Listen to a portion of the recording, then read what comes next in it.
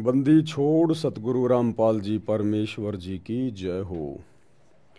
परमपिता परमात्मा सारी सृष्टि के रचनहार कुल मालिक असंख्य ब्रह्मांडों के स्वामी जगत गुरु तीनों लोकों में प्रवेश करके सबका भरण पोषण करने वाले राजाधिराज आत्माधार नाथों के नाथ देवों के देव महादेव सर्वेश्वर महेश्वर मृत्युंजय अजरो अमर आदि अनादि सनातनी प्रभु जगत पिता जगदीश्वर श्री श्री 1008 की उपाधि के वास्तविक अधिकारी अकाल मूरत शब्द स्वरूपी राम वासुदेव सर्वगतम ब्रह्म परम पूज्य प्रथम पूज्य परम संत परम पुरुष परम धनी परम दयालु सत्य कबीर हक्का कबीर अल्लाहु अकबर बाखबर अल्लाह ताला जगत के तारणहार जगत के मुक्तिदाता जगत के जगन्नाथ हारे के सहारे हिंदुओं के राम मुसलमानों के अल्लाह सिखों के वाहिगुरु ईसाइयों के मसीह दया के सागर दयानिधि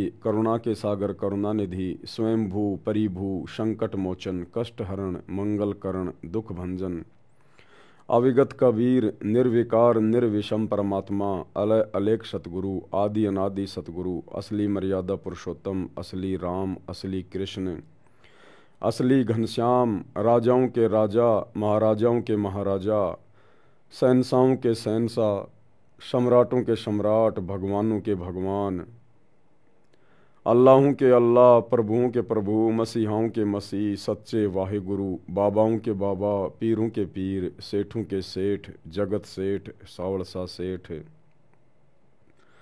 सर्वगुण संपन्न अनंत कोटि कलाओं के स्वामी अनंत कोटि ब्रह्मांडों के नायक योगियों में महायोगी ध्यानियों में महाध्यानी सिद्धों में परम सिद्ध ज्ञानियों में तत्वज्ञानी ब्रह्म ज्ञानी महाज्ञानी परम ज्ञानी सर्वश्रेष्ठ ज्ञानी विज्ञानी युवा कबीर समर्थ कबीर असमवात अमित ओजा सच्चे रहनुमा करीम अल्लाह सुबहान अल्लाह दुनिया के अंतिम पैगंबर 8 सितंबर 1951 से गांव धनाना जिला सोनीपत हरियाणा भारतवर्ष की पावन भूमि पे प्रकट रियल कल्कि भगवान श्री नारायण साकार हरि श्री बाबा साहेब सच्चे मुर्शीद सच्चे दरवेश संत शिरोमणि सतगुरु रामपाल जी परमेश्वर जी के चरण कमल में साध संगति से जुड़े हुए देश विदेश से आप और हम सभी सत्सेवक भाई बहनों का अनंत कोटि दंडवत प्रणाम।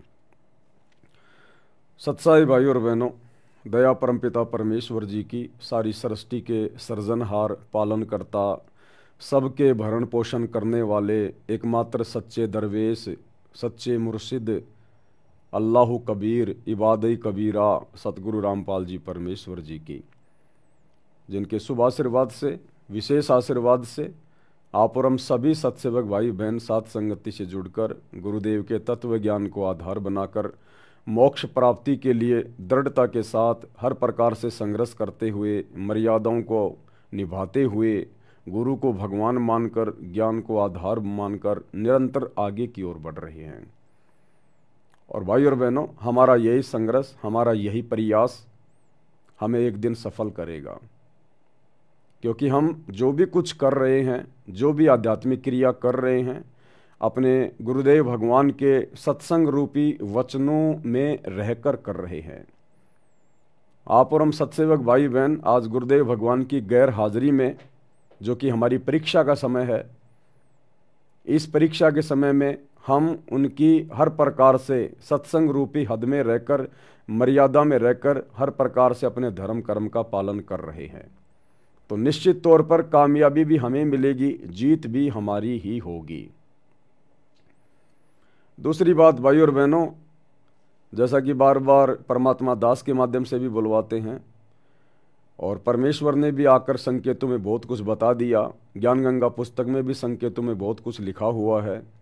आए दिन भविष्य वक्ता भी निरंतर अपनी भविष्यवाणियों के माध्यम से तरह तरह की पुस्तकें दिखा के जो हजारों साल पहले लिखी जा चुकी हैं वर्तमान समय के लिए वो लोग दिखा रहे हैं कि भाई ये युग परिवर्तन का समय चल रहा है, पूरा विश्व युग परिवर्तन के दौर से गुजर रहा है और जब जब दो युगों की आपस में टक्कर होती है, युग परिवर्तन होता है तो भयंकर विनाश होता है। और आपने कल देखा होगा सोशल मीडिया पर, थाईलैंड में 7.7 रिएक्टर स्केल का एक बड़ा भूकंप आया। सैकड़ों की संख्या में बहुमंजिला इमारतें जमीन में समा गई। कई हजारों की संख्या में वहां पर लोग मारे गए। तो भाई और बहनों, आने वाले समय में ये हर जगह होगा, हर जगह देखने को मिलेगा। हिंदुस्तान में भगवान आया हुआ है, परमात्मा अल्लाह कबीर कल की भगवान सतगुरु रामपाल जी हिंदुस्तान में आए हुए हैं। इसलिए हिंदुस्तान के लोगों को चेतावनी है, उनको मौका है कि अभी भी जाग जाएं, सुधर जाएं, अपने गुनाहों से तौबा कर लें, बुराइयों को किनारे कर दें, नेक नीति ईमानदारी से जीवन जीना शुरू कर दें। मुट्ठी भर भी समय नहीं बचा है तबाही के लिए, विनाश के लिए। और केवल बुराइयां छोड़ने से, गुनाहों से तौबा करने से बात नहीं बनेगी। साथ में आपने सतगुरु रामपाल जी परमेश्वर जी की शरण में आना पड़ेगा, यदि अपना और अपने परिवार का आने वाले महाविनाश में बचाव चाहते हैं तो। आज बड़े बड़े धर्मगुरु, बड़े बड़े भविष्य वक्ता बैठकर प्रवचन कर रहे हैं कि कल की भगवान आ चुका है, कल की भगवान आ चुका है, वो अपनी लीला कर रहा है, गुप्त रूप में अपना कार्य कर रहा है। अरे तो फिर इतना भी बता दो, अगर तुम इतने विद्वान हो, अगर तुम्हें इतना ही पता चल गया, अगर तुम्हारी दिव्य दृष्टि काम कर रही है, जरा भी तुम्हारे अंदर भक्ति शेष है, तो फिर ये भी बता दो ना वो कल की भगवान कहाँ बैठा हुआ है, वो कल की भगवान कौन है।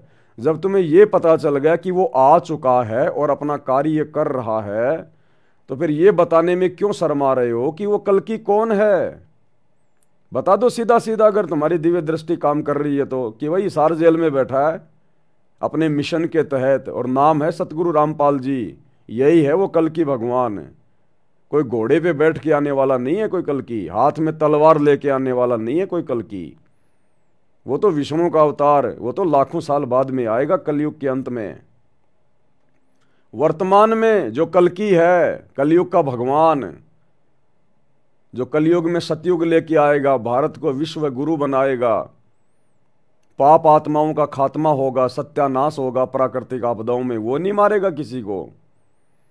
जो वर्तमान में कल की आया हुआ है वो संत रूप में है, और संत कभी किसी को दुखी नहीं करते, परेशान नहीं करते, संत कभी चींटी भी नहीं मारता। तो सतगुरु रामपाल जी कोई हाथ में तलवार लेके दुनिया को नहीं काटेंगे, पाप आत्माओं को नहीं मारेंगे, उनके कर्म उन्हें खुद मार डालेंगे। राम किसी को मारे नहीं, मारे तो हत्यारा राम, अपने आप ही मर जाएंगे कर कर खोटे काम। संत अपना ज्ञान देकर दुनिया को संवारते हैं, सुधारते हैं। जो उनकी शिक्षाओं में चलता है, उनके सत्संग सुनता है, उनकी मर्यादाओं में रहता है, उनकी भक्ति करता है, वो स्वतः ही देवता बन जाता है। तो संत भैया अज्ञान के ऊपर अपने ज्ञान रूपी हथियार से प्रहार करता है। संत अज्ञान के ऊपर अपने ज्ञान से, तत्व ज्ञान से विजय प्राप्त करता है। और जो जो आत्माएं उनके शरण में आ जाएंगी, उनका तो बाढ़ भी बाका नहीं होगा, बाढ़ भी बाका। बाकी भैया पूरा विश्व थर्राएगा, पूरा विश्व थर्राएगा। अभी भूकंप आ रहे हैं, अभी वैज्ञानिक क्यों नहीं बताते भाई क्यों आ रहे हैं भूकंप, क्या दिक्कत आ गई अब ऐसी। आज से पहले तो नहीं आते थे ये पहले, अब क्यों आ रहे हैं। अब वैज्ञानिक कहेंगे पृथ्वी के अंदर की वो प्लेटें खिसक गई। क्यों खिसक गई भाई, वो प्लेटें क्यों खिसक रही है, क्या दिक्कत आ गई उन प्लेटों को। तो ये तो अपने हीट एंड ट्रायल मेथड के आधार से बातें करते हैं वैज्ञानिक, जितना इनको पता होता है, इससे ज्यादा नहीं पता इनको अध्यात्म का। अब गुरुदेव भगवान ने बताया कि जब वो शैतान, वो काल, जब उसको भूख लगती है, वो अपने शैतान लोक से, 21वें ब्रह्मांड के अंतिम लोक से, ब्रह्म लोक से वो दहाड़ मारता है, दहाड़। तब तुम्हारी ये तीनों लोक कांप जाते हैं, तीनों लोक। तब ये तुम्हारी ये पृथ्वी कांपती है, इनकी ये प्लेटें कांपती हैं। वैसे नहीं कांपती है प्लेटें। उस शैतान को जब भूख लगती है ना, जब उसने महाविनाश करना होता है, तब वो धाड़ मारता है वहां से कि दुर्गा भोजन भंडारे में इतनी देर क्यों कर दी। वहां से धाड़ मारता वो, जैसे शेर जंगल में धाड़ मारता है, छोटे मोटे जानवर बेचारे कांपने लग जाते हैं। तो वो ज्योति निरंजन, वो काल, वो शैतान, वो धाड़ मारता है, क्योंकि युग परिवर्तन का दौर चल रहा है और उसको पता है कि जितना भोजन समेटा जा सके उतना समेट ले। और वो कोई आलू टमाटर की सब्जी नहीं खाता, वो बैंगन भरता नहीं खाता, वो आप और हम जीवों को खाता है, इंसानों को खाता है। हमारे सूक्ष्म शरीर की वासना को तपत शिला पे निचोड़ निचोड़ के भून भून के खाता है। तो भैया अब उसको आभास हो गया, उसको पता हो गया। जब आप लोग अध्यात्म से परिचित हो जाओगे, सृष्टि रचना से परिचित होगे, सतगुरु रामपाल जी के प्रवचन सुन के, तो आपको पता चलेगा कि इस कबीर परमात्मा सतगुरु रामपाल जी का और इस शैतान का, इस काल का एग्रीमेंट हुआ था। और इस काल ने स्वयं कहा था अपनी सूझबूझ से कि आप कलयुग में जितने मर्जी जीव अपने सतलोक ले जाना, मैं आपको नहीं रोकूंगा। तो अब इस काल को पता है वो कलयुग की बिचली पीढ़ी आ चुकी है और अब जीव आत्माएं मेरे लोक से जाएंगी, मेरा भोजन मेरे घर से बाहर जाएगा। तो भैया वो कोशिश करेगा ज्यादा से ज्यादा इंसानों को मारने का, ज्यादा से ज्यादा तबाही मचाने का। जिस प्रकार एक किसान अपनी फसल को काट पीट के और अपने खेत में जमा कर लेता है, और जब बादल मंडरा रहे होते हैं, हल्की फुल्की बूंदाबांदी हो रही होती है, तो किसान को चिंता हो जाती है कि बारिश में कहीं मेरी गेहूं की फसल, मेरी सरसों बर्बाद ना हो जाए, मेरी मेहनत साल भर की। वो जितना जल्दी हो सके उसको समेटने का प्रयास करेगा, उसके ऊपर कोई कपड़ा डालेगा, कोई पॉलीथीन डालेगा, कोई तिरपाल डालेगा, या गेहूं निकला हुआ खेत में पड़ा हुआ है खाते में, तो वो कोशिश करेगा उसको ढकने की या फिर उसको बोरियों में भर भर के अपने घर पे ले जाने की। तो इसी प्रकार इस काल का भोजन हम जीव हैं, इंसान, और उसको पता है कि जीवों को ले जाने वाला आ गया है। तो भैया वो समेटने का प्रयास करेगा, हर प्रकार से हर संभव कोशिश करेगा, जगह जगह युद्ध करवाएगा, प्रेरणा करके गृह युद्ध होंगे जगह जगह। और दास ने बहुत पहले कह दिया था मालिक के आशीर्वाद से कि भारत देश में गृह युद्ध का सबसे कारण बनेंगे ये छोटे छोटे दल, ये करणी सेना, हिंदू सेना, बजरंग दल, मुस्लिमों की अपनी सेनाएं, फलाना फलाना सेनाएं, ये छोटे मोटे जो ये बम्ब जो बने हुए हैं ना, ये जाति और धर्म के नाम पे, ये आपस में गृह युद्ध का कारण बनेंगे। और शुरुआत हो चुकी है, आप जी देख ही रहे होंगे। औरंगजेब को लेकर, महाराणा सांगा को लेकर किस प्रकार से ये बवाल हो रहे हैं। महाराष्ट्र में क्या हो रहा है, नागपुर में क्या हो रहा है। हिंदू मुस्लिम बिल्कुल आमने सामने होने की स्थिति में है, क्योंकि हम युग परिवर्तन के दौर से गुजर रहे हैं। 2028, उससे पहले पहले क्या क्या तांडव मचेगा। भारत देश के 16 से ज्यादा राज्यों में इमरजेंसी ज्ञानगंगा पुस्तक में लिखा हुआ है। सतगुरु रामपाल जी ने यदि किसी भविष्य वक्ता की भविष्यवाणी का समर्थन कर दिया तो समझ लेना वो सतगुरु रामपाल जी के वचन है। और ये अंतर्यामी परमात्मा है, इनसे कुछ भी छुपा हुआ नहीं है आगे का। साध वचन पलटे नहीं, पलट जाए ब्रह्मांड। तो सतगुरु रामपाल जी ने अपनी पुस्तक ज्ञान गंगा में साफ साफ लिखा हुआ है कि 16 से अधिक राज्यों में राष्ट्रपति शासन लागू हो जाएगा। भारत देश में ऐसी भयानक परिस्थितियां पैदा होंगी और विश्व युद्ध,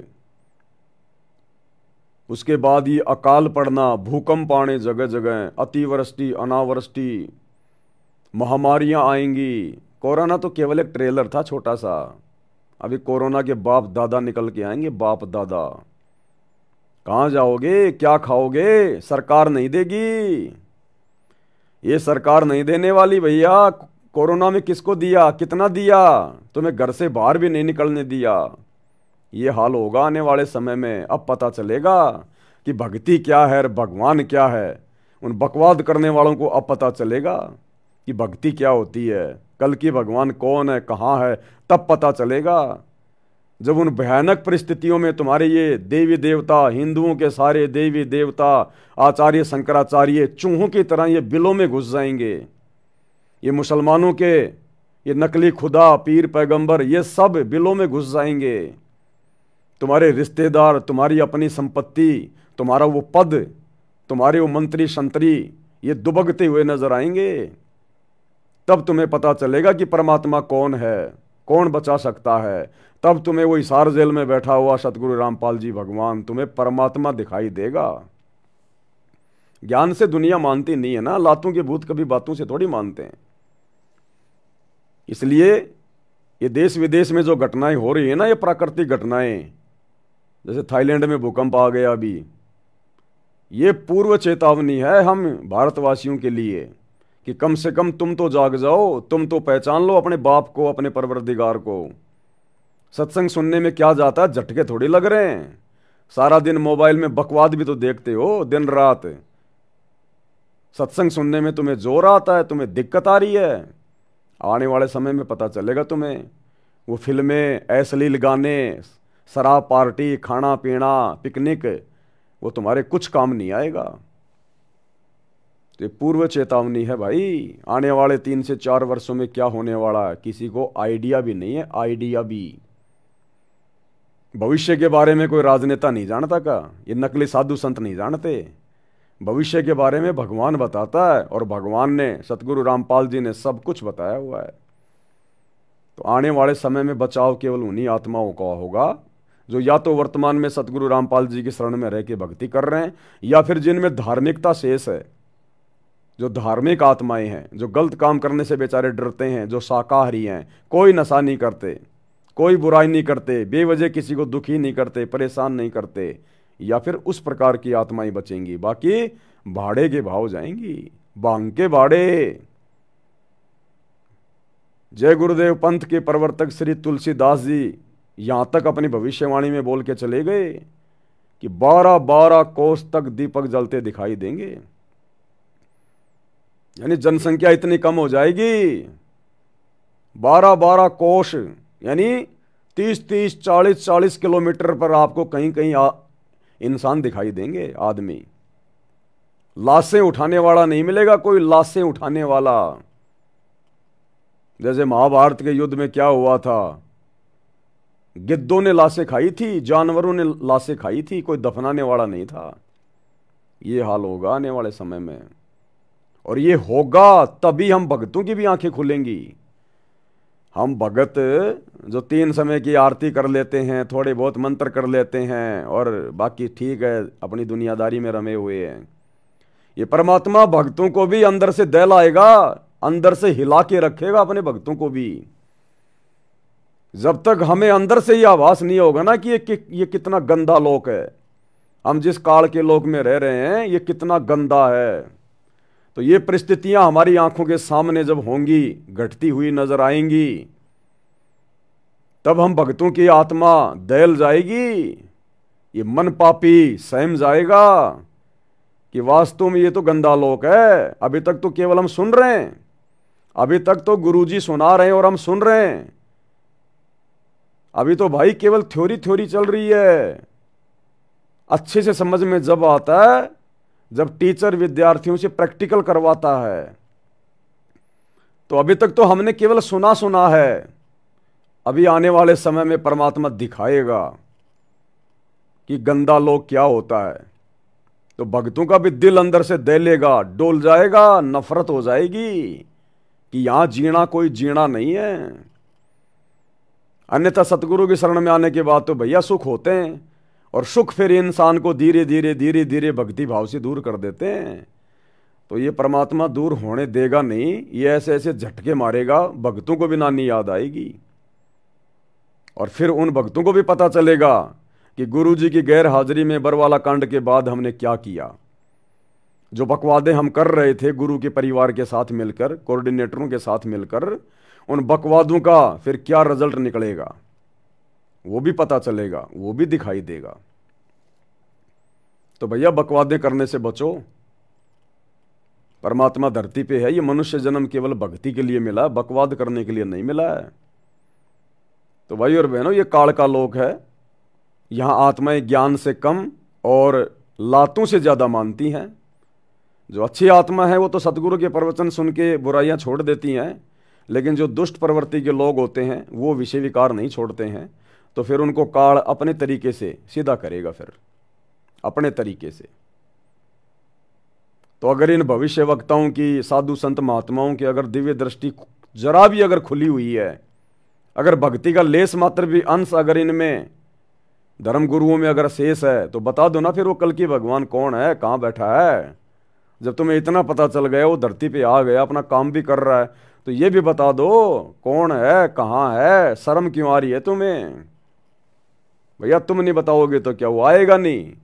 वो तो ज्ञान गंगा पुस्तक में साफ साफ लिखा हुआ मराठी भाषा में।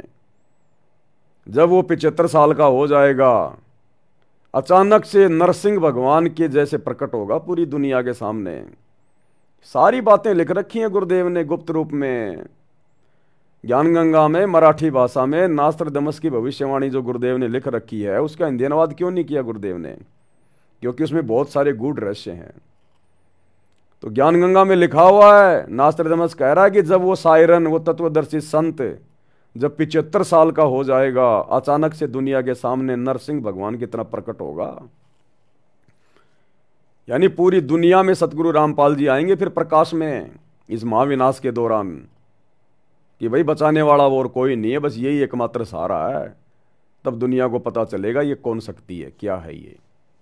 अभी तो भगत ही गफलत में जी रहे हैं। अभी तो भगतों को ही अपने गुरु में भगवान नजर नहीं आ रहा। एक अपने जैसा 2 कोटी का जीव समझ रहे हैं अपने गुरु जी को, और एक कागज का टुकड़ा, वो कबीर की मुर्दा फोटो दाढ़ी मूछ वाली, उसको भगवान मान के पूज रहे हैं। जून के महीने में कबीर प्रकट दिवस मना रहे हैं। अभी तो भक्तों को ही नजर नहीं आ रहा भगवान, दुनिया वालों को कहां से नजर आएगा? तो ये दुनिया को बंदर दिखाएगा भगवान आने वाले समय में। तो कुछ एक बातें भाई और बहनों, कुछ एक मनमाने आचरण सतलोक आश्रम मैनेजमेंट हरियाणा के संगत में आए हैं सामने। एक पीला पर्चा इन्होंने वायरल किया है, जो मैंने स्क्रीन पर आज भाई बहनों को दिखा रखा है। आपको मैं पढ़ के सुना देता हूं। ये पीला पर्चा, जो कि आप सब जानते हैं, काल प्रेरणा से और सतलोक आश्रम मैनेजमेंट हरियाणा के माध्यम से, गुरुदेव के परिवार के माध्यम से, इन कोऑर्डिनेटरों के माध्यम से संगत में भेजा जाता है अपने स्वार्थ के लिए, भक्तों के कर्म फुड़वाने के लिए। इसमें क्या लिखा है? दिनांक 27 मार्च 2025 मध्य प्रदेश के समस्त संभागीय, जिला, तहसील, ग्राम, वार्ड, सेक्टर सेवादारों व सर्व संगत से प्रार्थना है कि परमात्मा जी के आदेश अनुसार, अब कौन है परमात्मा, इनको पूछो कि परमात्मा जी कौन है। अब बताओ संगत को परमात्मा जी कौन है जिसका तुम आदेश सुना रहे हो? हाँ हाँ हमारे गुरुजी, हमारे गुरुजी। तो जून के महीने में फिर वो नकली दाढ़ी मूछ वाला कौन है फिर, जिसका तुम प्रकट दिवस मना रहे हो परमात्मा जी मान के? फिर वो कौन है? अरे 2 परमात्मा है क्या धरती पे? अरे भगवान भी 2 होते हैं क्या? परमात्मा जी के आदेश आए हैं।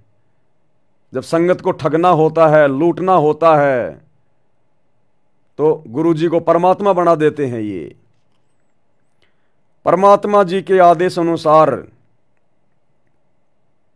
अन्नदान की सेवा चली हुई है।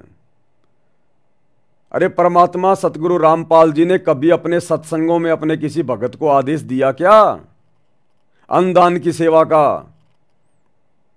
30 साल हो गई सतगुरु रामपाल जी को सत्संग करते हुए। कौन से सत्संग में संत रामपाल जी ने अपने भक्तों से भीख मांगी है कि मुझे अनाज दो, मुझे अनाज दो, मुझे अनाज दो? अरे तीनों लोकों में प्रवेश करके सबका भरण पोषण करने वाला ये परमात्मा, 21 ब्रह्मांड, इस ज्योति निरंजन को भीख में देने वाला परमात्मा सतगुरु रामपाल, क्या ये अपने भक्तों से ये भीख मांगेगा क्या? अन्नदान की सेवा चली हुई है, अन्नदान की सेवा चली हुई है। इनके रहमो करम से तो पूरी दुनिया अन्न खा रही है। अन्नदान की सेवा चली हुई है। जो भी भगत आत्माएं अन्नदान की सेवा करना चाहते हैं, वे अपने तहसील सेवादार, जिला सेवादार, नामदान केंद्र या आश्रम में जाकर अन्नदान की सेवा कर सकते हैं। ये मनमाने आचरण है, ये मनमाना आदेश है। ये सतगुरु रामपाल जी का कोई आदेश नहीं है ऐसा अन्नदान करने का। और ना इन्होंने कभी 30 साल में, बता दो किसी भी सत्संग में, परम संत कभी छुप के आदेश नहीं देता, पीठ पीछे आदेश नहीं देता। परम संत ने जो भी आदेश देना होता है सामूहिक, सार्वजनिक तौर पर अपने प्रवचनों में देता है, अपने सत्संगों में देता है। बता दो कौन से सत्संग में गुरुदेव भगवान ने कहा कि मेरे को गेहूं दो, जौ दो, जवार दो, बाजरा दो, अन्नदान की सेवा करो। ये देह दान, रक्त दान, अन्न दान, ये काल प्रेरणा से सतगुरु रामपाल जी के कलयुगी बेटा बेटी, उनके भाई बंधु रिश्तेदार, ये कोऑर्डिनेटर, ये लोग अपनी भूख शांत करने के लिए और संगत के कर्म फुड़वाने के लिए इस प्रकार के घटिया आदेश संगत में पारित करते हैं। ये अब क्या करते हैं अनुदान करके? संगत के कर्म फोड़ रहे हैं, कर्म। ये शैतान संगत के कर्म फुड़वा रहा है। कर्म कैसे फुड़वा रहा है भाई और बहनों? साथ में आपको एक छोटा सा वीडियो भी दिखाता हूं मैं। इन्होंने अपना जो एक न्यूज चैनल बना रखा है यूट्यूब पर, सा न्यूज चैनल, सतलोक आश्रम न्यूज चैनल। इनको उस न्यूज चैनल के लोगों में सतलोक आश्रम न्यूज चैनल लिखते हुए डर लगता है, डर। अगर हम सतलोक आश्रम लिख देंगे तो लोग हमारे चैनल को सब्सक्राइब नहीं करेंगे। लोग जान जाएंगे कि ये तो संत रामपाल जी के भक्तों का बनाया हुआ चैनल है। इसलिए इनको डर है इस बात का कि अगर हमने इस चैनल के नाम के लोगों में अगर सतलोक आश्रम लिख दिया है तो लोग हमारे वीडियो नहीं देखेंगे, नफरत करते हैं। वैसे ही तुम लोग ये कर्म ही ऐसे करते हो। तुमसे नफरत नहीं करेंगे तो और क्या तुम्हारे से प्रेम करेंगे लोग?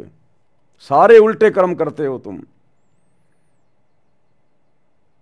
अब इन्होंने पीला पर्चा निकाल के क्या किया भाई और बहनों? संगत के कर्म फोड़ने का एक नया सिस्टम इन्होंने 2-3 साल से शुरू कर रखा है, अनुदान। अब ये क्या कर रहे हैं आश्रम वाले? मान बढ़ाई के लिए, दिखावे के लिए, अपने चैनल को सब्सक्राइब करवाने के लिए एक और मनमाना आचरण, क्योंकि काल तो गलतियों पे गलतियां करवाएगा। तो ये सतलोक आश्रम वाले क्या कर रहे हैं? ये गांव गांव जाके, एक गांव में जैसे कोई 4 घर छांट लिए, 5 घर छांट लिए, 1-2 साबुन का पैकेट लेके जाएंगे, 2-3 किलो गुड़ और शक्कर लेके जाएंगे, 5-10 किलो आटा लेके जाएंगे, दाल चावल चीनी लेके जाएंगे। यानी 1000-2000 रुपए का सामान एक पोटली में बांध के लेके जाएंगे ये, और वहां जाकर फिर वीडियो बनाएंगे। पहले ये क्या करेंगे? पहले उन घर वालों को जाकर वो सामान दे के आएंगे जबरदस्ती। ये आदेश नहीं है गुरुदेव के, इस भक्ति मार्ग में जायज नहीं है ये। दुनिया वालों की दृष्टि में, जगत की दृष्टि में तो ये बहुत अच्छा काम है कि भाई किसी गरीब की मदद कर दी, कहीं जाके किसी को कोई आटा दाल चावल चीनी वगैरह दे के आ गए, साबुन तेल सर्फ दे के आ गए, तो जगत वालों की दृष्टि में तो बहुत अच्छा काम है ये। लेकिन हम भगत हैं, हमने आध्यात्मिक दृष्टि से चलना और सोचना है, जगत की दृष्टि से नहीं। जगत वालों की दृष्टि में तो दारू के ठेके भी बहुत अच्छी बात है, जगत वालों की दृष्टि में तो मांस खाना भी बहुत अच्छी बात है, जगत वालों की दृष्टि में तो डीजे बनाना, फिल्में देखना, ये भी बहुत अच्छी बात है। लेकिन हम भगत हैं, हमने आध्यात्मिक दृष्टि को मद्देनजर रख के भक्ति मार्ग पे आगे बढ़ना है। तो ये क्या करेंगे? पहले तो किसी गांव में जाएंगे, 1-2 घर ऐसे देखेंगे जो बेचारे थोड़े गरीब से हैं। वो घर वाले नहीं कहते इनको, वो गांव के गरीब लोग नहीं कहते कि हमारी मदद करो हमारी मदद करो, नहीं, वो तो बेचारे जी रहे हैं, अपना खाए रहे हैं रोज। ये जबरदस्ती जाते हैं सतलोक आश्रम वाले, जबरदस्ती। पहले उस घर में जाके दाल चावल आटा चीनी वगैरह दे के आएंगे, 1000-2000 रुपए का राशन दे के आएंगे 5-7 दिन का। उसके बाद फिर ये 2 दिन बाद में जाएंगे माइक लेके अपना सा न्यूज चैनल का, अपनी मान बढ़ाई के लिए, उसका वीडियो बनाने के लिए। हाँ जी, हमने सुना है यहां पर संत रामपाल जी की तरफ से आप लोगों को खाने पीने की सामग्री दी गई है। अब वो तो बेचारे ये कहेंगे हाँ जी आए थे जी हमारे पास में, हमारे को दे के गए थे। तो आप क्या कहना चाहेंगे आप इस बारे में, संत रामपाल जी के बारे में? तो वो तो ये कहेंगे जी ये तो अच्छी बात है जी, अगर उन्होंने हमारी मदद करी है तो ये तो अच्छी बात है, इसमें क्या दिक्कत है। ये उसका वीडियो बनाएंगे, फिर सोशल मीडिया पे डालेंगे कि देखो जी सतगुरु रामपाल जी गरीबों के मसीहा हैं और उन्होंने इस गरीब परिवार को ये राहत सामग्री पहुंचाई है, खाने पीने की सामग्री पहुंचाई है। इस घर को संत रामपाल जी ने ये 15 दिन का राशन दे दिया, बस भगवान की इतनी औकात है क्या? अरे क्यों बदनाम कर रहे हो भगवान को, परमात्मा को? क्या भगवान की इतनी हैसियत है क्या तुम्हारी नजरों में कि खाली भगवान 10-15 दिन का राशन देता है, उसके बाद क्या खाएगा वो परिवार? अरे उसके बाद क्या खाएगा? नालायको, इतिहास उठा के देख लो, भगवान जिसको देता है छप्पर फाड़ के देता है। अरे भगवान ने तैमूर लंग को दिया, एक रोटी खा के 7 पीढ़ी का राज दे दिया। 7 पीढ़ी का राज, 500 साल का साम्राज्य। भगवान ने 3 मुट्ठी चावल खा के सुदामा की सुदामापुरी रच दी, धन धान्य से परिपूर्ण कर दिया। आजीवन सुदामा को भीख नहीं मांगनी पड़ी। और आज नालायको, तुम उसी भगवान का नाम बदनाम कर रहे हो। 10 दिन का सामान दे रहे हो, 15-15 दिन का सामान दे रहे हो, इतने बड़े दातार हो। और यदि तुम्हें अपने गुरु में भगवान नजर आता है तो जिंदगी भर का दो ना उनको। क्यों बदनाम कर रहे हो भगवान का नाम? कि बस संत रामपाल जी के तो इतनी औकात है, 10 दिन से ज्यादा का सामान वो नहीं दे सकते, उनके पास में नहीं है। और फिर वीडियो बनाएंगे उसका। ये मनमाना आचरण है, ये मनमाना आचरण इस भक्ति मार्ग में नहीं चलता ये। इसलिए ये पीले पर्चे निकाल के भक्तों से ये अनाज लिया जा रहा है, अपनी पब्लिसिटी के लिए, अपने चैनल की पब्लिसिटी के लिए, मान बढ़ाई के लिए। और ये शैतान की सूक्ष्म चाल है काल की, भक्तों के कर्म फोड़ने की। तुम कैसे आंख बंद करके इन लोगों को ये दे सकते हो? एक पीला पर्चा निकाल दिया तो क्या तुम्हारे भगवान का आदेश हो गया? कल को पीला पर्चा निकाल के मैं डाल दूं संगत में कि गुरुजी का आदेश है, सारे भगत अपनी कमर पे 50 किलो का भारी सा पत्थर बांध के कुएं में जाओ और मरो। मरोगे क्या तुम? तुम्हें क्या आदेश दिखाई दे रहा है इस पीले पर्चे में संत रामपाल जी का? कोई भी ऐरा गहरा नथु बहरा जो मर्जी डाल दे और नीचे नाम संत रामपाल जी का लिख दे तो क्या संत रामपाल जी का आदेश हो गया हो? तो ये कर्म फोड़े जा रहे हैं संगत के। इस भक्ति मार्ग में ये जायज नहीं है। गुरुदेव भगवान ने क्या बताया हमें कि भगत ने केवल वही धर्म करना है, केवल वहीं पर दान पुण्य करना है जो आपका गुरु आपको सत्संगों में आदेश दे। तो धर्म करने की विधि, दान पुण्य करने की विधि, यथार्थ विधि, शास्त्र अनुकूल विधि, सूक्ष्म वेद के अनुसार हमें सतगुरु रामपाल जी भगवान ने बताई हुई है। 10वां अंश गुरु को दीजिए और जीवन जन्म सफल कर लीजिए। अगर हमने धर्म करना है, दान करना है, अपने गुरुदेव भगवान के हाथों में हमने 10वें अंश का पैसा देना है। अपनी नेक कमाई का 10% अपने गुरु को, गुरु के बेटे को नहीं। गुरु का बेटा सुपात्र नहीं होता, गुरु की बेटी सुपात्र नहीं होती, कोई भगत सुपात्र नहीं होता।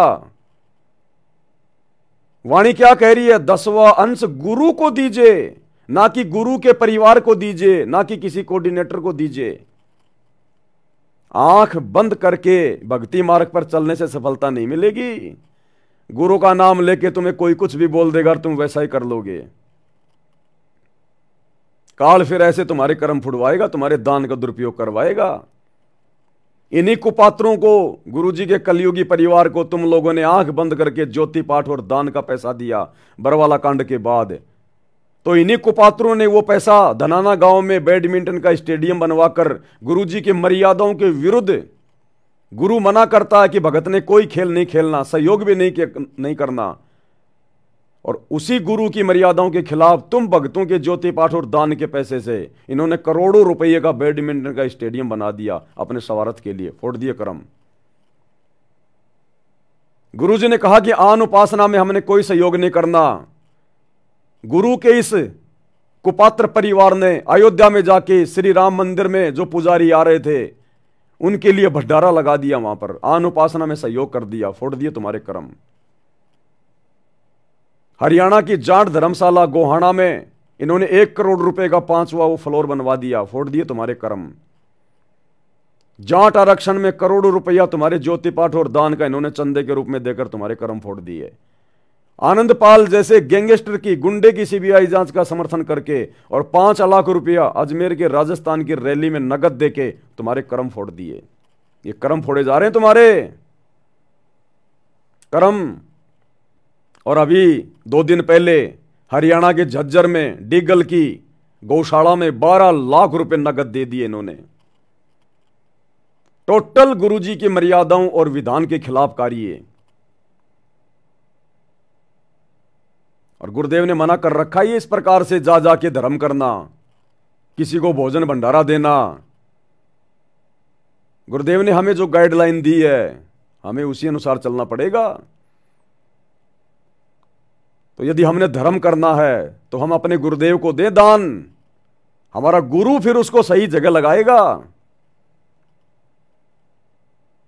गुरु फिर चाहे उसका जो मर्जी करे। हम गुरु के परिवार को आंख बंद करके, किसी भगत को आंख बंद करके ज्योति पाठ और दान का पैसा नहीं दे सकते, क्योंकि गुरु के अलावा कोई सुपात्र नहीं है। या फिर गुरुदेव ने हमें आदेश दिया, अगर कहीं पर कोई बाढ़ आ जाती है, कोई भूकंप आ जाता है, कोई महामारी आ जाती है, और यदि आप लोग, आपके आसपास यदि ऐसी परिस्थितियां उत्पन्न हो जाती हैं, तो फिर आप उनको भोजन, आप उनको खिला सकते हैं। ऐसी परिस्थितियों में आप उनकी मदद कर सकते हैं, आप उनको कपड़े दे सकते हैं। नगद नहीं देना, आप उनको राशन जाके आप उनको दे दें, आटा वगैरह, दाल वगैरह, चीनी वगैरह, जो भी जायज हो, अपने हाथों से, अपनी आंखों के सामने जाके। ये विशेष परिस्थितियों में बताया परमात्मा ने, वैसे नहीं। और वर्तमान में कलयुग की बिचली पीढ़ी है, अगर ऐसी विशेष परिस्थितियां भी अगर कहीं पैदा हो गई तो भी हमने अपने गुरुजी की आज्ञा लेनी है पहले, कि गुरुजी क्या आपका दास ये मदद वहां पर जाकर कर सकता है क्या? गुरु कहे बेटा कर दे तो करना है, नहीं तो मरने दो, हमने कोई लेना देना नहीं है। भक्ति करना, भगवान आया हुआ है, जैसे हम सुखी हैं तू भी सुखी हो जाएगा, क्यों भूखा मर रहा है? अरे हम अगर जा जाके नीचे नीचे लोगों की अगर वो मदद करेंगे, सहायता करेंगे अगर ऐसे, तो भक्ति कौन करेगा? फिर भगवान की आवश्यकता किसको है फिर?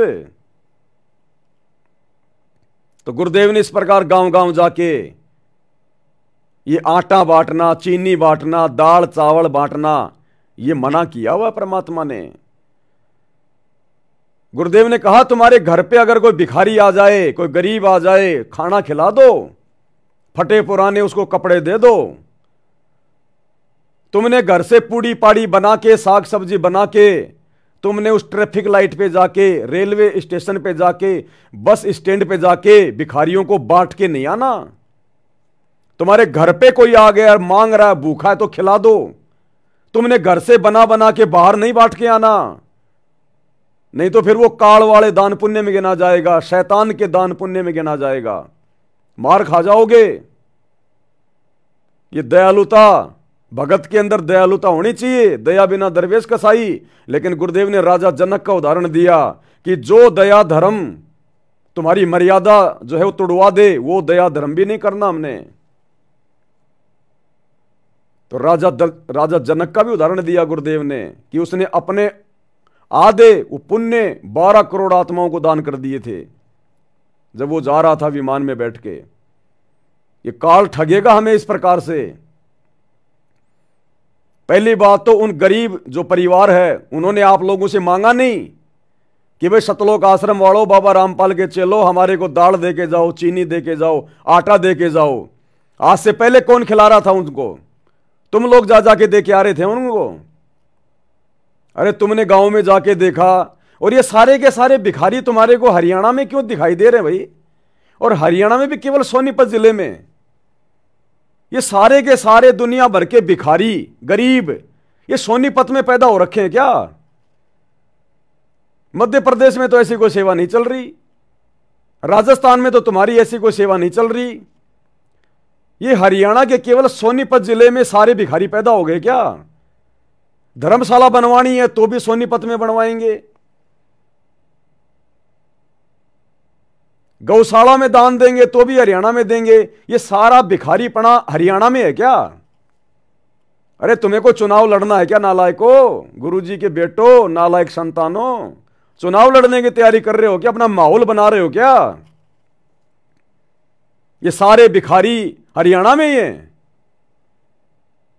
रोडे चलाओ, रोडे बनाओ तो हरियाणा में, एम्बुलेंस चलाओ तो हरियाणा के गांव धनाना में, फ्री में बसें चलाओ तो हरियाणा के गांव धनाना में, स्टेडियम बनाओ तो धनाना में, आरक्षण में साथ दो तो हरियाणा के जाटों का, धर्मशाला बनाओ तो हरियाणा के जाटों की, गौशाला में दान दो तो हरियाणा के जाटों की गौशाला में। ये सारे भिखारी हरियाणा में ही है क्या? क्या गुरु का आदेश केवल हरियाणा के लिए है क्या? क्या गुरु भी पक्षपात करता है क्या? ये मान बढ़ाई की भूख है, समाज के अंदर अपनी ये प्रभुता कायम करने की भूख है। ये गधा बना के छोड़ेगी अगले जन्म में। तो गुरु का आदेश नहीं है। तुम जो ये दाल, आटा, चावल, चीनी 1000-2000 रुपए का बांध के एक पोटली में जो गांव गांव में जाके दे रहे हो ना, ये तुम्हारे कर्म फोड़ेगी। तुम्हारे ऊपर भार चढ़ रहा, भार जबरदस्ती का। तुमसे कोई भीख नहीं मांग रहा, तुम जबरदस्ती जाके दे रहे हो। और गुरुदेव ने जबरदस्ती जाकर देकर ये मना किया है। तभी तो गुरुदेव ने कहा कि भिखारी तुम्हारे घर पे आ जाए तो खाना खिला दो, भिखारियों को जा जाके नहीं खिलाना खाना। तो तुम्हारे से कोई मांगने थोड़ी आ रहा है कि हमारे घर में राशन नहीं है, आटा नहीं है, हम भूखे मर रहे हैं। तुम जा जाके काल प्रेरणा से, केवल मान बढ़ाई के लिए। यह आदेश नहीं है गुरुदेव के। भक्ति कर रहे हो, ड्रामेबाजी कर रहे हो तुम कितनों का पेट भरोगे? हिंदुस्तान में 50% भिखारी है, किसका पेट भरोगे तुम जाके? अगर इतने दयालु हो, अगर भगवान की तरफ से ये सेवा चल रही है, तो भगवान को काली ये मतलब हरियाणा में भिखारी नजर आ रहे हैं क्या? दूसरे राज्यों में, दूसरे देशों में भिखारी नहीं है? अगर भगवान ने सेवा चला रखी है तो क्या विदेशों में जो भिखारी हो भगवान के बच्चे नहीं है? इजराइल में हमास के अंदर गांव के गांव खाली हो गए, शहर के शहर खाली हो गए, बेचारे भूखे मर रहे हैं। जब इजराइल ने हमला किया तो आज भी वहां पर वो भुखमरी बनी हुई है। जाओ ना उधर, अरे जाओ ना, भगवान के घर में तो कोई कमी है ही नहीं। तो जाओ ना वहां पर, उन मुसलमानों की मदद करो जाके, बेचारों की जो भूखे मर रहे हैं। और गरीब और भिखारियों की अगर ये मदद करने का तुम्हें अगर इतना ही शौक है तो दिल्ली में जाओ ना, झुग्गी झोपड़ियों में, बंबई में जाओ ना, कई कई किलोमीटर लंबी वहां पे आपको झुग्गी झोपड़ियां मिलेंगी। जाओ बांटो वहां पर। ये ड्रामेबाजी है, ड्रामेबाजी। ये हरियाणा में केवल अपना माहौल बनाया जा रहा है। माहौल, ये माहौल तुम्हें ले डूबेगा। भक्ति करने के लिए समय दिया परमात्मा ने, बकवाद करने के लिए नहीं दिया। और जो नालायक भगत ज्ञान को आधार ना बनाकर इस प्रकार के घटिया पीले पर्चों को अपने गुरुजी का आदेश मानकर जो इनको सहयोग कर रहे हैं, पाप के भागी बन रहे हैं। तुमने तो दे दिया इनको अनाज, किसी ने 2 बोरी, किसी ने 5 बोरी। अब तुम्हें क्या पता तुम्हारे अनाज को ये बेचेंगे नालायक, ये बेचेंगे तुम्हारे अनाज को, और ना जाने कहां कहां लगाएंगे ये। और मान लो इन लोगों ने जाकर वहां पर वो तेल की बोतल दे दी, साबुन के पैकेट दे दिए, तुम तो दे के आ गए जबरदस्ती, और वो क्या पता उसको दुकान वाले को जाके बेच देगी। अगर वो 20 रुपए का साबुन है, उसको तो अगर उसके 10 रुपए मिल जाएंगे, 5 रुपए मिल जाएंगे तो भी वो ले लेगी, और तुरंत वहां से वो सुरती खरीदेगी, जर्दा खरीदेगी। वो तेल की बोतल भले मार्केट में वो 60 रुपए की आती है, अगर उसको 20 रुपए भी मिल जाएंगे दुकानदार से, वो तो ले लेगी, वो तो बीड़ी खरीद लेगी। फिर क्या करोगे? किसके कर्म फूटे? ये मनमाना आचरण है, मनमाना आचरण है। अगर किसी को इतनी भूख है, अगर इतना वो गरीब है, तो भगवान से नाम लेके भक्ति करे। ज्ञान समझाओ, जा जाके ज्ञान समझाओ। भिखारियों को और ज्यादा भिखारी बनने का मौका मत दो। और अगर इतने बड़े दातार हो तो बनाओ फिर उनके मकान बेचारों के। अरे मकान बनाओ फिर उनके और भर दो उनके घरों में सामान 10-20 साल का। इतने बड़े अगर तुम दातार हो तो भिखारी हो, तुम तो खुद भिखारी हो।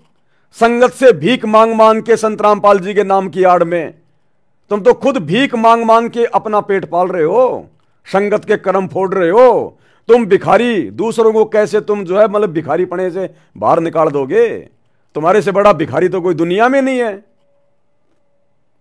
जो बेचारी नादान संगत को ठग रहे हैं अपने गुरु जी के नाम की आड़ में हर प्रकार से।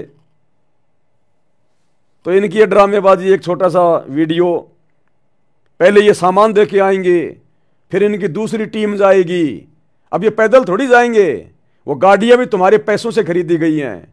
उन गाड़ियों में डीजल पेट्रोल भी तुम भक्तों के ज्योति पाठ और दान के पैसे से डलता है। और ये बकवाद करते फिर रहे हैं, ये कर्म फूट रहे हैं, कर्म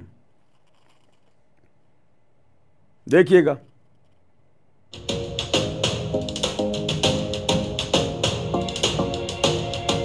संत ना होते धरती पर तो जड़ मरता संसार। गजब संत हैं संत रामपाल जी महाराज। उनकी सेवाओं की कवरिंग करने का सौभाग्य भी प्राप्त होता है तो आत्मा गदगद हो जाती है। खुद जेल में बैठे हैं और यहाँ कोई भूखा ना सोए, गरीबों के लिए खाद्य सामग्री, गरीबों के लिए भोजन का प्रबंध करने में उनको चिंता है हर किसी की कि सब सुखी रहें। महान है संत रामपाल जी महाराज। आज उसी कवरिंग के दौरान हम एक और ऐसे घर में पहुंचे हैं जहां उनको आवश्यकता है भोजन की। इनके पहले बताओ जी क्या क्यों है इनको? इनका जी पहला एक पार्ट टूटा था, इसके 2 ऑपरेशन करवा लिए। अरे ये ठीक नहीं हुआ, चल नहीं पा रहा है एकदम। कैसे टूटा इनका पाँव? यो जी एक्सीडेंट में टूटा है, बिहारी रिक्शा पलट गया था तो हाथ टूटे जो। मतलब पहले पाँव टूट गया, काम करने के नहीं रहे, उसके बाद 6-7 साल हो गए। 6-7 साल तक पाँव टूट रहा है? हाँ जी 6-7 साल तक टूट रहा है। और फिर यो हाथ टूट गया? हाँ ये भी एक दिन तो ऊपर हो जाएगा जी। 23 तारीख को टूटा था ये भी। तो इनके कितने बालक हैं, कौन कौन है घर में? घर में जी मामा जी जुकर एक लड़का है, एक मैं हूँ, एक यो है, बहू जा रही है जी। 2 लड़की है मेरे पे। लड़की शादीशुदा है, लड़का भी शादीशुदा हो। शादीशुदा है पर वो बहू घर में सही ना तो के शादीशुदा का सुख होया। केस कर रही है। हाँ तो फिर इसे के शादीशुदा को आएंगे, ये दोनों का घर पे गिर रहा है। हाँ जी घर पे गिरे रहा है जी सर। केस चल रहा है हमारा। अच्छा तो इब डॉक्टर का फोन आया, 2,06,000 रुपये मांगे ऑपरेशन के। कितने लिया जी इतने? तो घर में खान पीने की दिक्कत थी तो संत रामपाल जी महाराज वाले शिष्य आए थे, उन्होंने कुछ खान पीने का सामान भेजा, बताओ? हाँ जी भेजा है जी। एक बार दिखाओ हमने भी। और देखो बहुत बड़ी बात है क्योंकि उन्हें चिंता है इस बात की कि वह भूखा के भोजन का जो है प्रबंध करने लग रहे हैं। तो आटा है, चावल है, साबुन, तेल और दाल और हल्दी, नून, मिर्च, कुल मिला के भोजन है, खाने का सामग्री है। तो आप क्या कहना चाहोगे महाराज जी बारे में? किसा के काम कराई हो आप? काम बढ़िया कर दिया जी, उन्होंने भेज दिया भी गरीब। नो कौन किसकी चिंता करा है? आपने केला का है बुयाड़ घर आगे बुझ गजा है और उसको अच्छा कोई ना चिंता करता जी। एक आधा करा है जो भाई ये रामपाल महाराज के चेले आई हैं जो कर गए हैं भाई गरीब की खातिर सहायता। कहने का मतलब भाई और बहनों, ये परिवार कह रहा कि हमने मांगा नहीं, हमने हाथ नहीं फैलाए। रामपाल जी महाराज के चेले आए थे और वो जबरदस्ती देके गए। इसका पति जिसकी टांग टूट गई एक्सीडेंट में, और ये क्या करी है ये बहन कि 7 साल हो गई एक्सीडेंट को, 7 साल से खाट में पड़ा है। अब इन गधों को कोई समझ आए, सतलोक आश्रम वालों को, जो तुम इनको 10-12 दिन का ये राशन देके आ गए। अरे 7 साल से कौन खिला रहा था उस परिवार को? तुम खिला रहे थे क्या? और 10-12 दिन के बाद जब तुम्हारे द्वारा दिया गया राशन समाप्त होगा फिर कौन खिलाएगा? गधों क्यों अपने कर्म फोड़ रहे हो? ये जबरदस्ती की मदद है, ये जबरदस्ती की मदद है। उन्होंने मांगी नहीं मदद। अरे उसकी टांग तो 7 साल से टूटी हुई है, तो 7 साल से उस परिवार को कौन खिला रहा था और आगे कौन खिलाएगा? तुम तो खाली 10 दिन का 2-4 किलो आटा दे के आ गए, फिर कौन खिलाएगा उस परिवार को? और ये गरीब परिवार है, इसके मकान में देख टीवी है, कूलर है, सारा सब कुछ है इसके मकान में, दुनिया भर का सामान भरा पड़ा है इसके मकान में, ये तेरे को गरीब नजर आ रहे हैं? तो ये जबरदस्ती के कर्म फोड़े जा रहे हैं भाई और बहनों, संगत के अनदान के नाम पर, क्योंकि तुम लोगों ने इन कुपात्रों को दिल खोल के दान दिया है शैतान की प्रेरणा से, ज्योति पाठ का। तो कुपात्र तो भैया उसका दुरुपयोग करेगा। बंदर के हाथ में अगर तुम उस्तरा दोगे तो बंदर क्या करेगा? तुम्हारी वो दाढ़ी कटिंग नहीं करेगा, जगह जगह तुम्हारे खून निकालेगा। तो भैया काल शैतान जाग गया है, उसने अपने हजारों मुंह हजारों हाथ खोल लिए। ये लास्ट का समय चल रहा है, हर प्रकार से वो कर्म फुड़वाएगा। तभी तो गुरु आने वाले समय में हाथ खड़े कर लेगा, भैया मैं क्या करूं, तुम्हारी तो मर्यादा टूटी हुई है, मैं कैसे बचाऊं भक्तों? अनंत कोटि बाजी जहां हमने रचे सकल ब्रह्मांड, और गरीब दास मैं क्या करूं यो काल करे जीव खंड।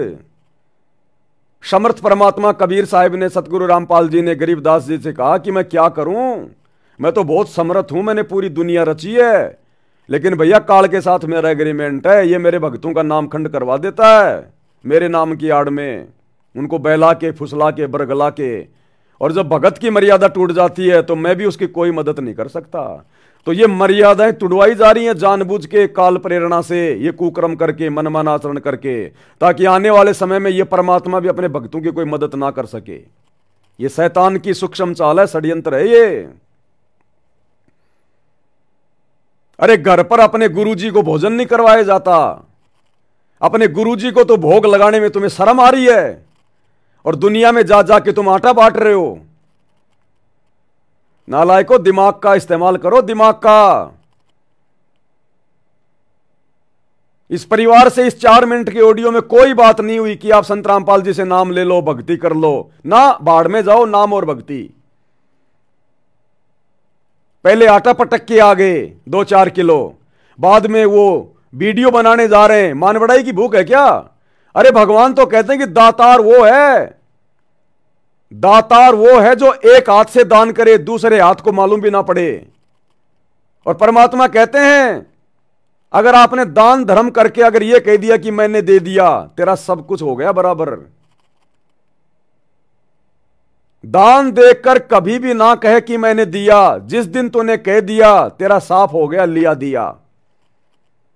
और तुम तो जा के वीडियो बना रहे हो, पूरी दुनिया को दिखा रहे हो कि हमने मदद कर दी, हमने दान कर दिया, हमने मदद कर दी। अगर तुमने मदद ही करनी है तो फिर तुमने चिल्लाने की जरूरत क्या है? अरे फिर तुमने ये चिल्लाने की जरूरत क्या है? तुमने मदद कर दी ना, तो बस काम खत्म। दुनिया को दिखाने की क्या जरूरत है तुमने? इसको कहते हैं मान बढ़ाई, पब्लिसिटी की भूख। यह है काल प्रेरणा। सतगुरु रामपाल जी ने आपके लिए मदद पहुंचाई है। सतगुरु रामपाल जी मान बढ़ाई का भूखा है क्या? पब्लिसिटी का भूखा है क्या? ये सतगुरु रामपाल जी पूरी दुनिया को खिला रहा है, उसके बदले वो मान बढ़ाई नहीं चाहता, अपने नाम की महिमा नहीं चाहता। तुम चाहते हो अपने न्यूज चैनल की महिमा, अपनी महिमा। तो भाई और बहनों, टोटल ये काल का षड्यंत्र है, भयंकर तरीके से हम भक्तों को फंसाया जा रहा है। अगर आंख खुल जाए समय रहते तो ठीक है भाई, नहीं तो दुर्गति होगी, दुर्गति। ये काल ऐसे ऐसे वो कर्म करवाएगा। लोगों के नजरों में तो बड़ा अच्छा काम है ये लोगों की नजरों में है। लोगों की नजरों में तो दारू के ठेके खोलना भी अच्छा काम है। लोगों की नजरों में तो मांस खाना भी अच्छा काम है। जो मांस खाता है उससे जाके पूछो कि मांस खाना अच्छा काम है कि नहीं है, वो बोलेगा बहुत अच्छी बात है, क्या दिक्कत है, ये दुनिया भर के जानवर घूम रहे हैं, ये क्या काम आएंगे, क्यों बनाए भगवान ने। बीड़ी सिगरेट पीने वाला, शराब पीने वाला, उससे जाके पूछो शराब पीना अच्छी बात है कि बुरी बात है, क्या दिक्कत आ रही है, भगवान ने पीने के लिए तो बनाई है। तो दुनिया की नजरों में तो ये काम ठीक है जो तुम कर रहे हो, लेकिन आध्यात्मिक दृष्टि से, भक्ति की नजर में ये काम हमारे कर्म फोड़ने वाला है। क्योंकि गुरु के भक्ति विधान में इस प्रकार जबरदस्ती का दान धर्म नहीं लिखा हुआ कहीं। 10 किलो आटा दे के आ गए। 7 साल से कह रही है मेरे पति की टांग जो है टूटी पड़ी है। तो 7 साल से भी तो परिवार खाना खा रहा था, तुम्हारे 10 किलो आटे के भरोसे बैठा था क्या? और 10 दिन के बाद में क्या खाएगा फिर वो परिवार? और ये बहन तो ये भी कह रही है कि डॉक्टर ने इसके ऑपरेशन के लिए बोल दिया 2.5 लाख रुपए लगेंगे। हम कहां से लाएं 2-2.5 लाख रुपए? कराओ ऑपरेशन। अगर इतने बड़े तुम दातार हो तो उसकी टांग भी ठीक करवा दो, ऑपरेशन भी करवा दो उसका।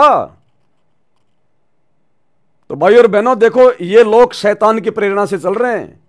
इनको भक्ति नहीं करनी, इनको मर्यादाओं से लेना देना नहीं है। ये लग गए फुल टू फुल बकवादों में, क्योंकि आप लोगों ने जबरदस्ती इनको ज्योति पाठ और दान का पैसा दे दिया। आप लोगों ने भी अपने कर्म फोड़ लिए और इनको भी इनके कर्म फोड़ने के लिए आप लोगों ने प्रेरित कर दिया। अब पैसा तो भैया बकवाद करवाएगा। गुरुदेव क्यों कहते हैं कि माया जिस घर में आवश्यकता से ज्यादा आ गई वो बकवाद करवाएगी। तो आप लोगों ने सतलोक आश्रम मैनेजमेंट हरियाणा के हाथों में आवश्यकता से ज्यादा माया दे दी, आवश्यकता से ज्यादा। और भैया ये कुपात्र हैं, ये कर्म फोड़ेंगे और फोड़ रहे हैं। देखते जाओ आगे आगे, अभी आगे आगे और क्या क्या बड़े बड़े कुकर्म करेंगे आपकी आंखों के सामने, देखते जाना आप। बैठे बैठे कर्म फूटेंगे, बैठे बैठे कर्म भक्तों के घरों पर बैठे बैठे। जैसे गुरुजी कहते हैं ना, आप किसी राजनेता को वोट डाल के आ गए, अब वो राजनेता 5 साल में जितने भी कुकर्म करेगा, उल्टे काम करेगा, उन वोट डालने वालों के घर पे बैठे बैठे उसी अनुपात में कर्म फूटेंगे। तो ये बंदर के हाथ में आप भक्तों ने जो ये दे दिया ना ज्योति पाठ और दान, ये जो उस्तरा दे दिया, नकुल हथियार, ये बैठे बैठे आपके कर्म फोड़ेंगे। ये गुरुजी के परिवार वाले, ये कोऑर्डिनेटर बैठे बैठे उल्टे काम करेंगे ये तुम्हारे दान धर्म से, और कर्म फूटेंगे तुम्हारे। अब जाट आरक्षण में इन्होंने करोड़ों रुपया दिया चंदे में। वो जाटों का दवाई हुक्का भी ठंडा नहीं होता, वो तमाकू भी तुम्हारे पैसों से आ रही है, वो शराब पिएंगे तुम्हारे पैसों से, क्योंकि तुम लोगों ने दिए। राजपूत करणी सेना को 5 लाख रुपए राजस्थान की अजमेर की रैली में आनंदपाल सिंह की सीबीआई जांच के लिए तुम भक्तों के दान का दिया गया। जाट तो भैया वो क्या बोलते हैं, राजपूत वगैरह, ये तो भैया शराब भी पीते हैं, नशा भी करते हैं, उल्टे काम भी करते हैं, राजनीति भी करते हैं। अब सारे सारे उल्टे काम करेंगे वो, और कर्म फूटेंगे तुम भक्तों के। भगवान है, परमात्मा है, बिना मर्यादाओं के मार्ग नहीं चलता। एक छोटा सा परिवार नहीं चलता बिना मर्यादाओं के। एक छोटी सी एक कंपनी, एक फैक्ट्री नहीं चलती बिना मर्यादाओं के। एक डॉक्टर का इलाज सफल नहीं होता बिना मर्यादाओं के। और तुम अपनी भक्ति सफल करने के चक्कर में बैठे हो मर्यादा तोड़ तोड़ के। काल के लात घूसे पड़ेंगे आने वाले समय में, लात घूसे। तो दास के सामने पीला पर्चा आया, परमात्मा ने प्रेरणा की, इसलिए आप लोगों को बताना थोड़ा ये उचित समझा। और कल देखो परमात्मा ने जो वीडियो बनवाया था भक्ति मर्यादाओं को लेकर, कि किस प्रकार हमने परमात्मा का चरणामृत लेने से पहले समर्थ साहिब वाली 9 वाणियां बोलनी है, और हमने मानसिक क्रिया अपने गुरुदेव के चरणों को धोने की करनी है। तो दास को तो परमात्मा बाद में प्रेरणा करता है, संगत में उससे पहले ही परमात्मा यह काम शुरू करवा देता है। जो भी संदेशा दास देता है भक्ति से संबंधित, उससे पहले ही परमात्मा अपनी आत्माओं में प्रेरणा करके वैसा ही करवाने लगते हैं। तो कल मेरे पास में कुछ फोन भी आए, एक बहन ने अपनी ऑडियो भी डाली और रो रो के बता रही है कि भगत जी आपने जो आज बताया है ना, ये भगत जी ये क्रिया मेरे से परमात्मा पहले से करवा रहे हैं। मैं इसी प्रकार से समरथ साहिब बोल के और गुरुजी की इसी प्रकार से मैं मानसिक जो है वो चरण सेवा करती हूँ, मतलब चरणामृत बना के फिर मैं पीती हूँ। तो उस बहन ने क्या बताया, साहिब और भैया आप जो मानसिक चरण सेवा के लिए बोले हो ना, दासी 3 महीना पहले से ऐसे ही कर रही थी, सेम टू सेम आप जैसे बता रहे हो वैसे ही कर रही थी दासी। ये कह रही कि भैया आपने तो बताया कल, और ये दासी अपने गुरुजी की प्रेरणा से 3 महीने पहले से ऐसा ही कर रही है। तो जब इसने कल का वीडियो देखा तो इसका कितना विश्वास बढ़ा इसका अपना गुरुजी पे। तो ये विश्वास बढ़ाने वाले काम करो, भक्तों के कर्म फोड़ने वाले काम मत करो, ये जबरदस्ती का दान धर्म करना। तुम भरोगे दुनिया का पेट। ये आने वाले समय में भुखमरी आएगी, जनता रोएगी, दाने दाने के लिए बिलखेगी, तुम भर देना उस समय पेट इस दुनिया का। तुम पेट भरते रहना, वो बकवाद करते रहेंगे, भक्ति कौन करेगा फिर। तो ये जबरदस्ती के काम है भाई और बहनों, भक्ति मार्ग में ये जायज नहीं है। हमारा गुरु अगर हमें आदेश दे तो फिर हम करें। अब गुरु का तो कोई आदेश है ही नहीं। गुरु के नाम का तो एक पीला पर्चा निकाल दिया जाता है, एक कागज के टुकड़े को इन्होंने अपना गुरु बना रखा है। ये संगत बेचारी भोली भाली है, जो मर्जी उस पीले पर्चे पे लिख दो, नाम लिख दो नीचे संत रामपाल जी का, है हो गया संत रामपाल जी का आदेश। अरे संत रामपाल जी का आदेश है ये सुबह का नित्य नियम, कभी ध्यान से पढ़ते हो इसको? वो नित्य नियम है आदेश उनका, उनके सत्संग है उनके आदेश। क्या उन्होंने अपने सत्संगों में कभी कही ये बात है कि तुम इस प्रकार जबरदस्ती जा जाके लोगों के जो है घरों में सामान रख के आओ? तुम जो तुम सामान रख के आए हो 1000-2000 का, अगर उस औरत ने, उस परिवार ने वो सामान ऐसा का ऐसा किसी गांव की दुकान में दे दिया कि भैया मेरे को तो तू 500 रुपए दे दे, 2000 का सामान है, क्योंकि भाई उसने तो कहा नहीं कि हमारे घर में खाना नहीं है, वो तो अपना खाए रहे पी रहे हैं, परमात्मा सबको देता है। अरे वो तो इंसान है, ये भगवान तो जानवरों को भी देता है। पोपाटी पगड़ा भया जागी जिया जून, सब काऊ को देत है चौ समाना चून। जब ये वो भगवान की वाणी है कि वो भगवान सबको देता है, तो तुम जबरदस्ती के ठेकेदार क्यों बन रहे हो उनको जा जाके? भरो फिर इन जानवरों का पेट। चलो वो तो इंसान है, उसके आदमी का पैर टूट गया, वो औरत तो धंधा कर सकती है। अरे दुनिया भर के जानवर बेचारे ये क्या खाएंगे? देखते हैं तुम कितने बड़े दातार हो, खिलाओ दुनिया भर के जानवरों को जा जाके, भरो। अरे जंगल में जाओ, हाथी का पेट भरो, खिलाओ जानवरों को, इन खागड़ों को, तुम्हारी धोती गिल्ली हो जाएगी। दातार बन रहे हैं, अपनी भक्ति तो की नहीं जाती।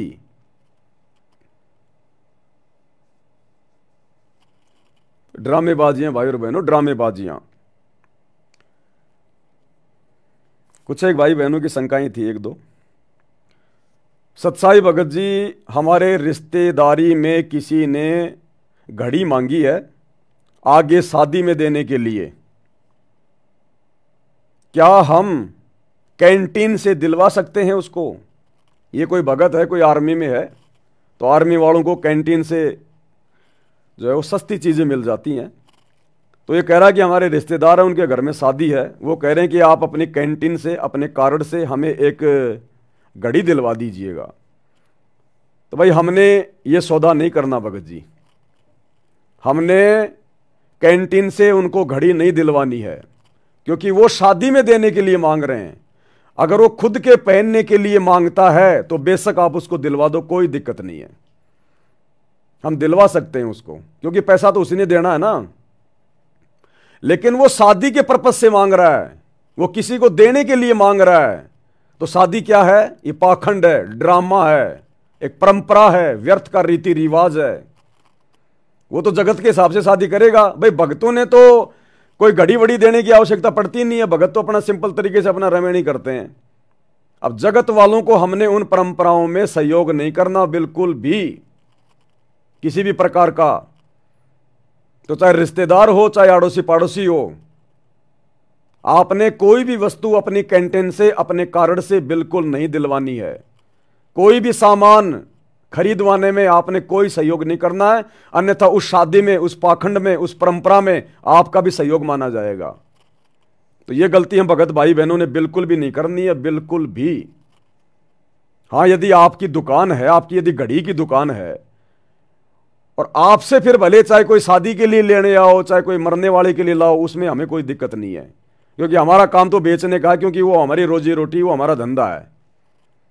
लेकिन आपकी घड़ी की दुकान नहीं है, इसलिए आपने जाकर सहयोग नहीं करना उस चीज को खरीदवाने में, आपने कोई सहयोग नहीं करना।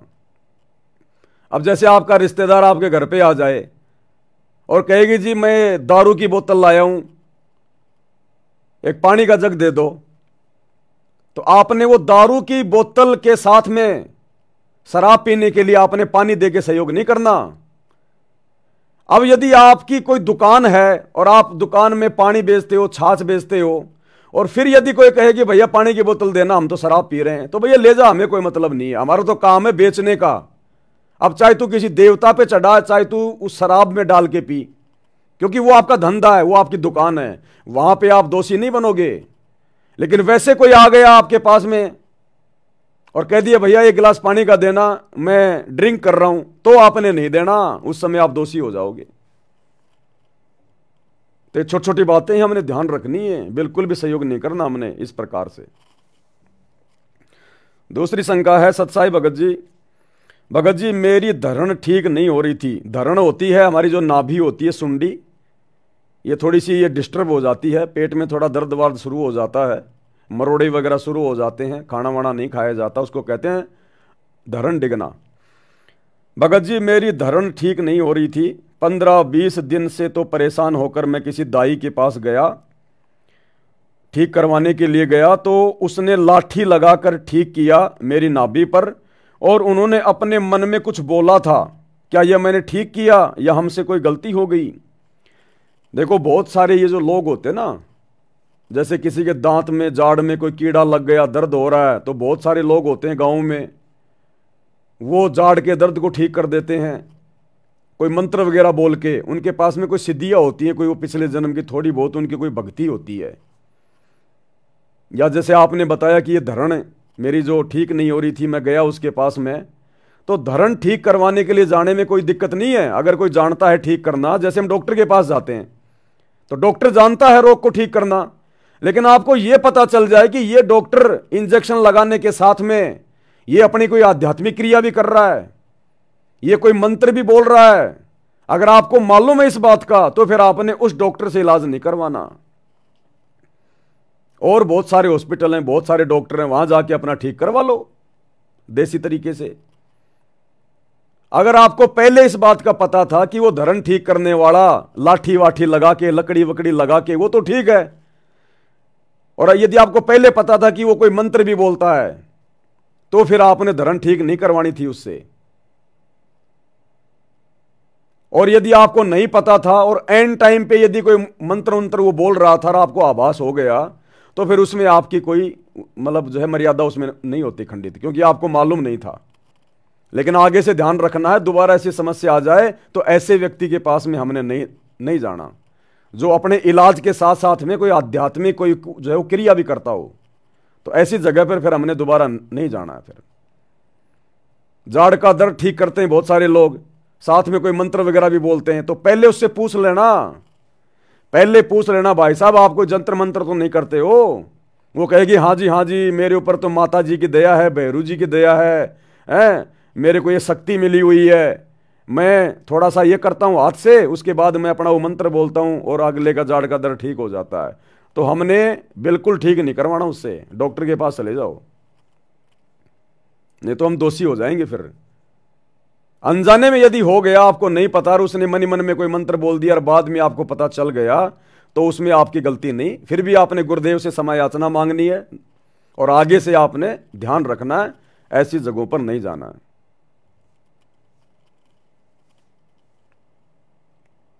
तो ये एक दो बातें थी भाई और बहनों।